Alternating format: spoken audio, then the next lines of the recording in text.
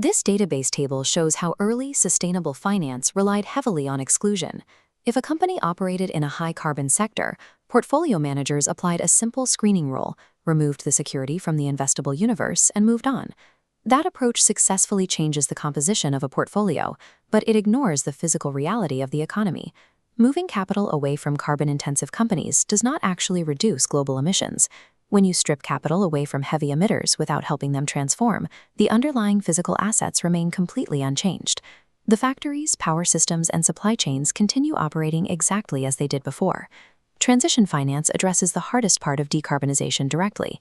Instead of walking away, it deploys capital straight into today's high-emitting activities to fund their structural transformation. Investment platforms now must solve for whether a company is credibly transitioning, in what context, and at what specific pace. This goes beyond the binary question of whether to invest. This architecture challenge requires dynamic systems of decision that replace static ESG datasets.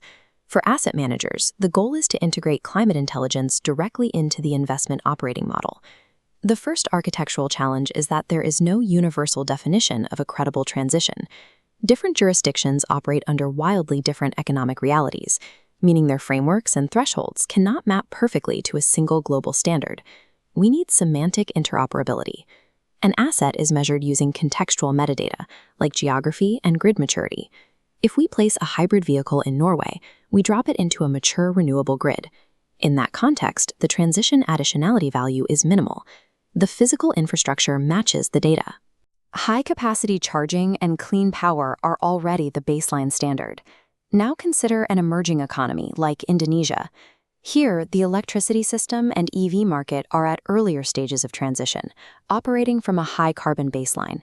If we take that exact same hybrid electric vehicle and evaluate it under this new metadata context, the math changes. Against a high-carbon grid, the asset provides immediate, measurable emissions reduction, driving its transition additionality value to maximum. Transition eligibility must be contextual. Enterprise data models have to tie physical assets to forward-looking geographic scenarios instead of relying on static technology labels. Older ESG architectures are strictly linear. They collect data, calculate a score, and publish a report. The data serves as an analytical endpoint meant only for disclosure. Transition architecture treats sustainability data as an operational input for investment decisions. This circular loop replaces the traditional model where data sits at the end of a reporting pipeline. The foundational layer of this new loop is PCAF, the Partnership for Carbon Accounting Financials. A system must standardize and measure baseline emissions across all asset classes. Next, we add an analytical dimension using TPI, the Transition Pathway Initiative. This layer overlays sector-specific benchmarks onto the baseline to assess carbon performance trajectories. Finally, frameworks like NZF translate climate objectives into actionable requirements, routing the analyzed data directly into strategic asset allocation. In this setup, a company's transition plan cannot sit isolated in a standalone sustainability database. It must wire directly into the core investment thesis. Data must flow continuously through pre-investment modeling, risk management, and engagement prioritization. That creates a true transition architecture. The third major challenge is credibility. Because transition targets are inherently forward-looking, they introduce a severe risk of transition theater, where claims outpace reality. A company can easily publish a polished net zero strategy and commit to future reductions, while making absolutely zero meaningful changes to its current operating model, its capital expenditures, or its underlying technology. Traditional ESG scoring fails to catch this discrepancy. It lacks the capacity to compare what a company says in its marketing materials with what it actually does with its balance sheet.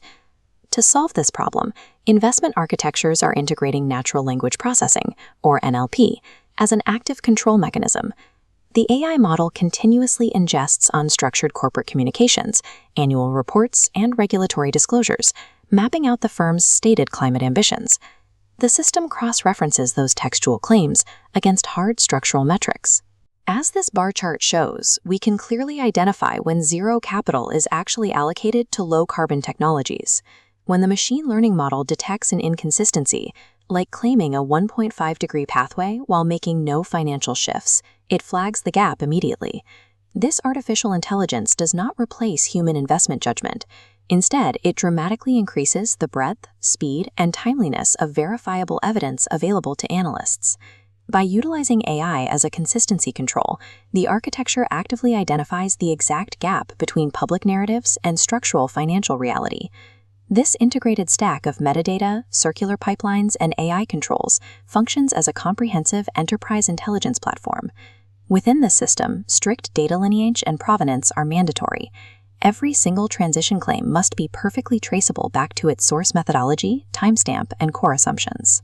Asset managers equipped with this architecture can aggressively underwrite transition opportunity, a strategy that targets additionality rather than just risk avoidance. Capital can prioritize companies that are high emitters today but possess a mathematically verifiable, fully funded pathway to transformation. This creates a new mandate for enterprise architects in asset management. Their objective is to design the exact digital infrastructure that separates true transition from transition theater. Excluding yesterday's industries will not finance a lower carbon economy.